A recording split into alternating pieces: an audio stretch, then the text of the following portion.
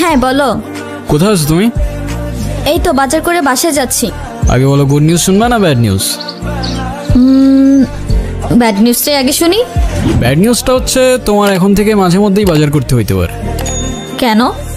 কারণ গুড নিউজটা হচ্ছে নতুন চাকরিতে তোমার হাজবেন্ডের কাজের অনেক চাপ থাকবে এখন থেকে। কংগ্রাচুলেশনস। কিন্তু স্যার, আমি আর বাজার করতে পারবো না। যত রেটি হোক না কেন, বাজার কিন্তু আপনাকেই করতে হবে। কেন, কি হয়েছে? আরে ধুর, আমি একদমই দামাদামি করতে পারি না। আজকেও 150 টাকা ঠকে আসছি।